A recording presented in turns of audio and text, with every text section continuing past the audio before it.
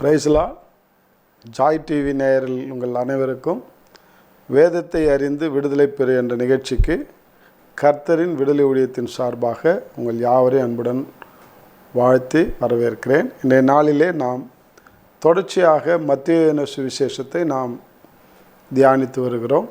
இன்றைக்கு 5வது அதிகாரமாகிய 5ஆம் அதிகாரத்தில் அநேக ரகசியங்கள் இருந்த போதிலும் உங்களிடத்திலே நான் சொல்லிக்கொள்ள ஆசைப்படுவது ஒரு சில காரியத்தை உங்கள் மத்தியில் வைக்க விரும்புகிறேன். என்னுடைய வாழ்க்கையில் நான் விசுவாசியாக இருந்தபோது இந்த மத்தேயு 5, 6, 7 மலைப்பிரசங்கத்தினுடைய ரகசியத்தின் மகத்துவத்தை நான் அறிய கர்த்தர் எனக்கு உதவி செய்தார். விசுவாசியாக இருந்தபோது ஒரு ஆலயத்துக்கு நான் போயிருக்கும் பொழுது வந்திருந்த ஒரு தேவ மனுஷன் இப்படியாக பிரசங்கத்தில் சொன்னார். கூறிய ஒரு காரியம் என்னை மிகவும் சிந்திக்க வைத்தது. இந்தியா சுதந்திரம் அடைந்த பிறகு வெற்றி விழா கொண்டாடுவதற்கு மக்கள் எல்லாம் கூடி வந்திருந்த போது காந்தியை பார்த்து நிருபர்கள் ஒரு கேள்வி கேட்டார்களாம். இப்போ இந்தியா சுதந்திரம் அடைந்து வெற்றி விழா நாம் கொண்டாடுகிறோம். இந்த வெற்றி விழா கொண்டாடுவதற்கு அடிப்படை காரணம் என்ன அப்படின்னு காந்தியிடம் கேட்டும்போது கொஞ்ச நாள் யோசித்தாராம்.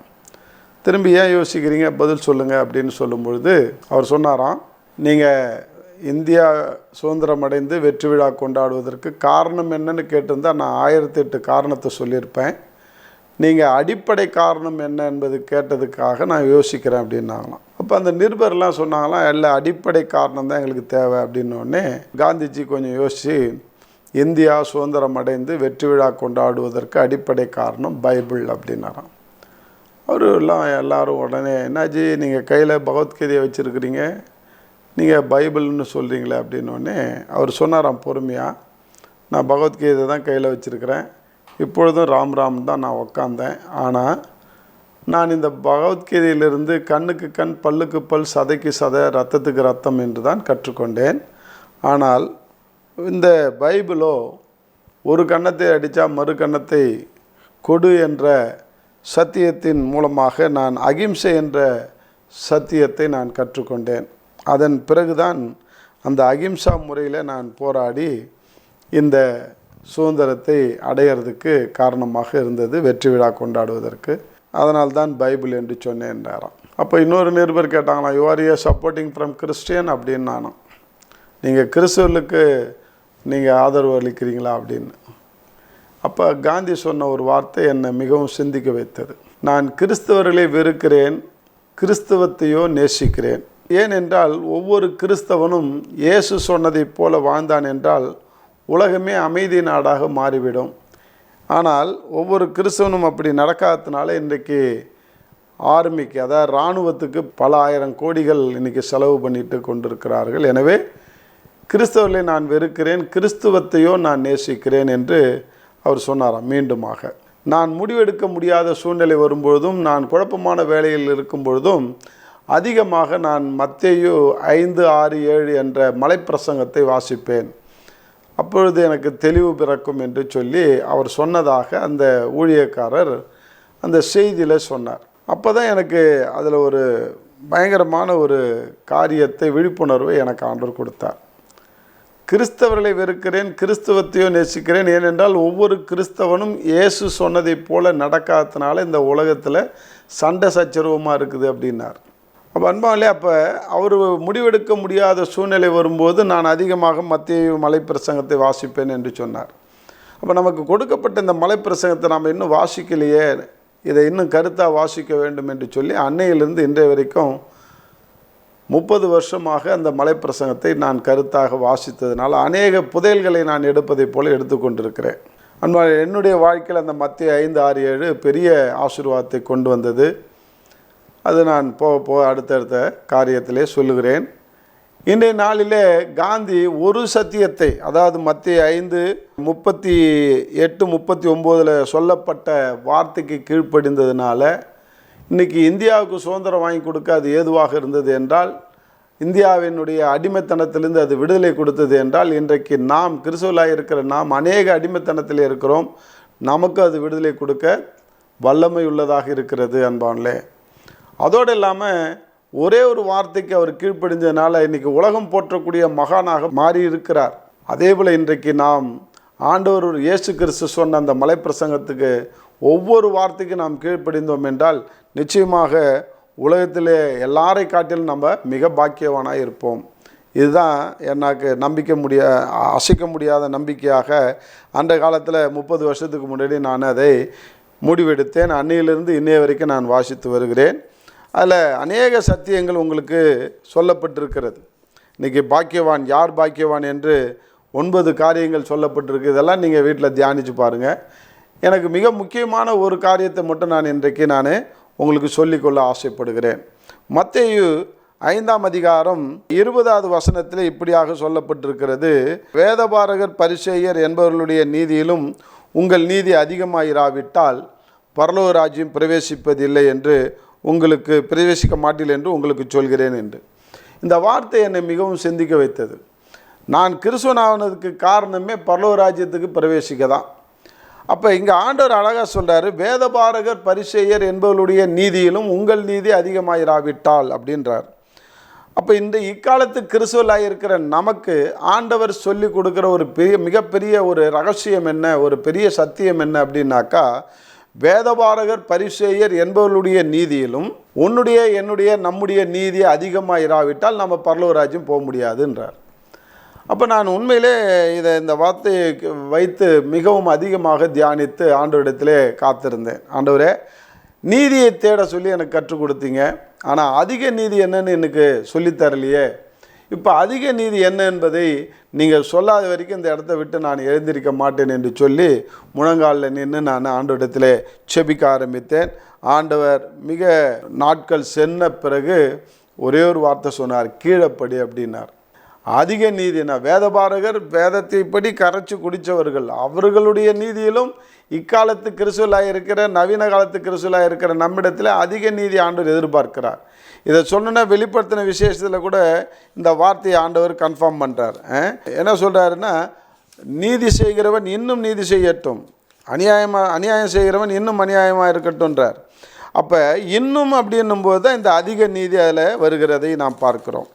அன்பாலே, இன்றைக்கி பாருங்கள், நீதி வெளிப்படுத்தின விசேஷம் 22:11 அநியாயம் செய்கிறவன் இன்னும் அநியாயம் செய்யட்டும், அசுத்தமாக இருக்கிறவன் இன்னும் அசுத்தமாக இருக்கட்டும், நீதி உள்ளவன் இன்னும் நீதி செய்யட்டும், பரிசுத்தம் உள்ளவன் இன்னும் பரிசுத்தமாகட்டும் என்று ஆண்டவர் சொல்கிறார்.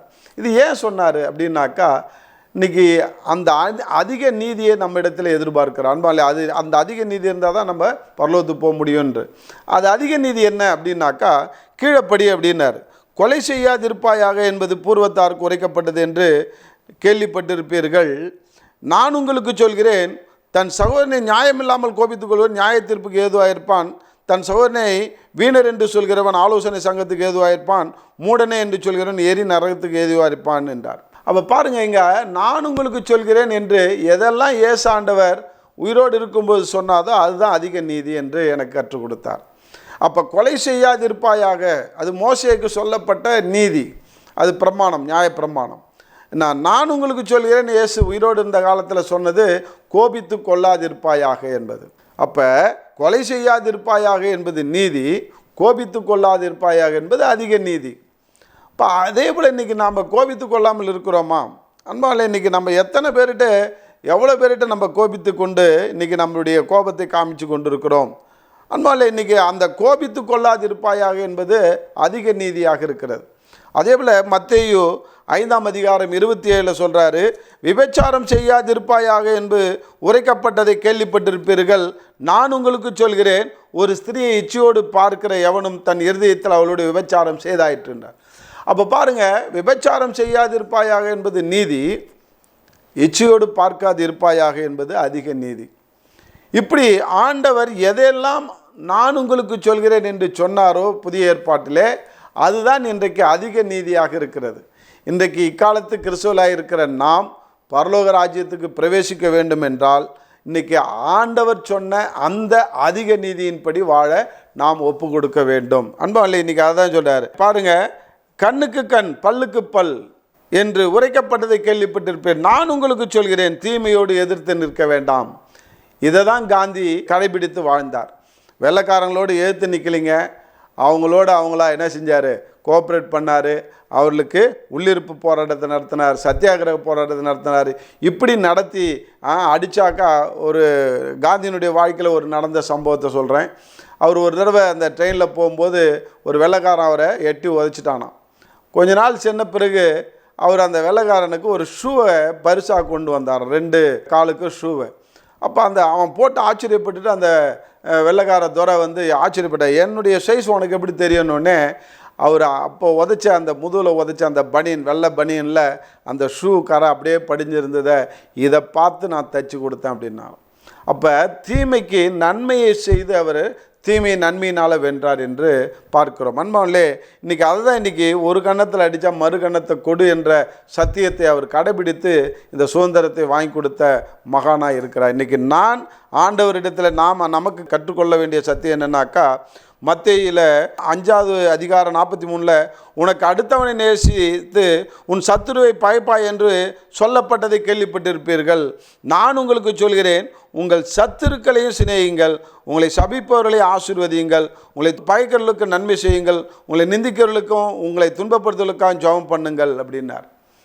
அன்பாலே இதுதான் நான் உங்களுக்கு சொல்கிறேன் என்று ஆண்டவர் சொன்ன இந்த சத்தியத்தின்படி நான் வாழ்ந்ததுனால என்னுடைய எதிரியாக இருந்த ஒரு எதிர்கடக்கார நான் ஆசீர்வதித்து 7 நாள் ஜெபம் பண்ணதுனால சத்துருட்டிருந்து எனக்கு அநேக ரகசியத்தை கற்றுக் கொடுத்தார். அன்பாவிலே என்னுடைய வாழ்க்கையில் நான் இந்த கடன் பிரச்சனையிலேருந்து விடுதலை அடைகிறதுக்கு உண்டான ஃபார்முலாவை இதன் மூலமாக கற்றுக் கொடுத்தார். அப்போ நான் சத்துருக்காக என்னுடைய எதிரிக்காக நான் 7 நாள் உபவாசம் இருந்து அவங்களை ஆசீர்வதித்து ஜெபம் பண்ணதுனால விளைவு அந்த எதிரி எனக்கு தொழில் ரகசியத்தை சொல்லி கொடுத்ததுனால இன்றைக்கி நான் ஆஸ்வதிக்கப்பட்டேன். அது அடுத்தடுத்த காரியத்தில் வரும்போது நான் அதை உங்களுக்கு சொல்கிறேன். அன்பாலே இன்றைக்கி நாம் தெரிந்து கொள்ள வேண்டிய ஒரே ஒரு சத்தியம் என்னவென்றால், நாம் அதிக நீதி செய்கிற கிறிஸ்தவர்களாக மாற வேண்டும். அதிக நீதி எது என்றால், இயேசு ஆண்டவர் உயிரோடு இருக்கும்போது நான் உங்களுக்கு சொல்கிறேன் என்று எதெல்லாம் சொன்னாரோ அதுதான் அதிக நீதி. அதை கடைபிடித்து வாழ்வோம். நாம் சத்தியத்தை அறிந்து விடுதலை பெற நாம் முயற்சி எடுப்போம். கர்த்தர் தாமே உங்களை ஆசீர்வதிப்பாராக. அன்பாலே தொடர்ந்து இந்த நிகழ்ச்சியை நீங்கள் வேதத்தை அறிந்து விடுதலை பெறுங்கள் என்ற இந்த நிகழ்ச்சியை தொடர்ந்து பாருங்கள். கர்த்தர் உங்களோடு தொடர்ந்து பேசுவாராக. தேங்க்யூ. God bless you.